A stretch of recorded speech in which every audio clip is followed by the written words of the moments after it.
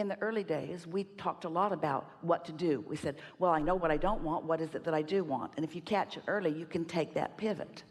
There are things that you can do. And so if we were standing in your physical shoes, this would be our approach. I'm going to get out ahead of it as much as I can. And then as my day unfolds, I'm just going to do my best to find my path of least resistance. And I want to add one more thing. This has been a wonderful way to begin this gathering. This is the central idea that is the underpinning for everything that we've just talked about. You want to ask yourself as you move through your day, what influence am I under right now? Am I under the influence of source? In which case I feel high-flying and really good and confident and secure and eager and fun. Or am I under the influence of something that somebody else wants me to do, or some old thought that I used to think? Or am I under the influence of what my mother has been asking of me, or what she thinks I should do? What influence am I under? And you can tell by the way you feel what influence you're under. So if your dominant intent is to tune into that influence, and then all through the day your dominant intent is to be aware if you're still under that influence, then you're good to go. And here's the most important thing. There's going to be plenty of times that you're going to acknowledge, I'm not under the influence of source. I'm under the influence of my employer, or what somebody else thinks I should do, or my girlfriend or my boyfriend or my kids or my parents. I'm under the influence of what society thinks about that, because those thoughts do not stop on a dime. Those thoughts are still active. And so when you realize that you are under the influence of something other than source, that's when you just say, well, that's perfectly logical. Of course, thoughts don't change all of a sudden, but I can look at this through broader perspective. And then once you get good at this, you can say, inner being, how do you see this? And you'll get pretty good at tuning right into that, because things that used to just knock you over because they felt so unjust will seem amusing to you because you're looking at the big picture. It takes a little while to get down the road like that. And we don't mean that you're going to mock and make fun of plights of others or of yourself. We don't mean that at all. This is really what we're trying to describe. When you croak, and you are going to, we use that disrespectful word because there's no such thing as death. So when you reemerge back into non-physical, the very first awareness that you have, it's so wonderful to watch you show up back up here. It's not up. It's not over.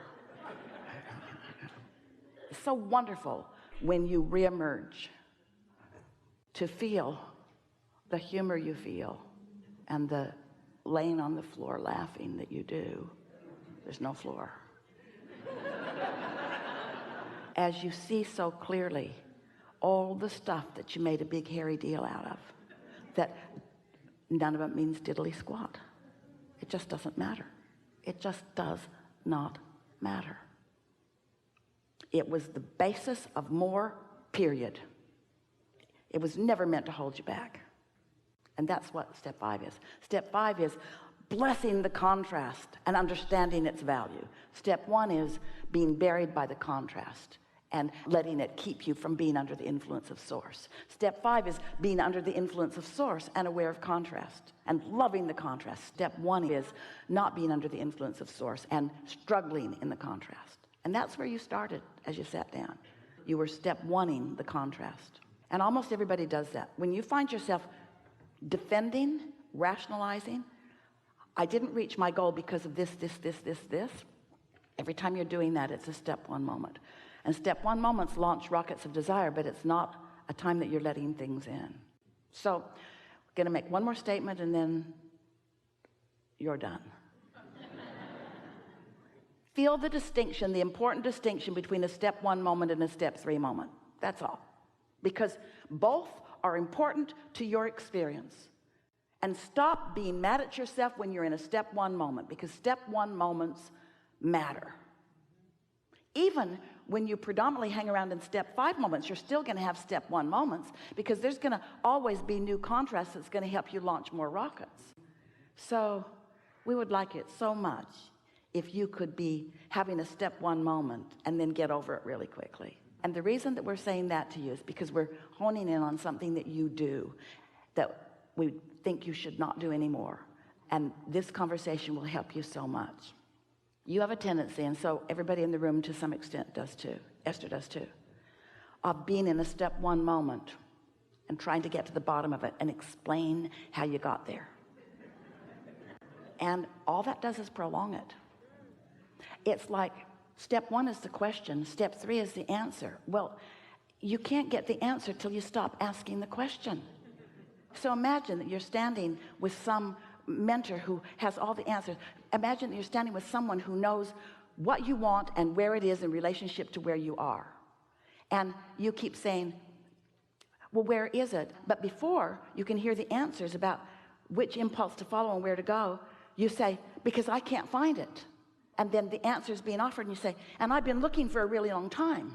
And the answer's coming, you say, and it's nowhere to be found. And there's nobody around me that knows where it is either. And almost everybody feels the same way that I do. And we want to give you some words. That's co-creation at its worst.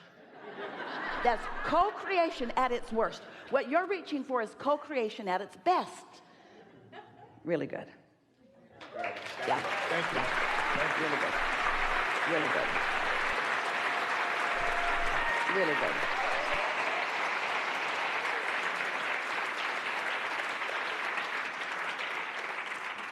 That's what your life and the struggle you think you've been living has brought to this equation. And did you feel what it meant to everybody who heard?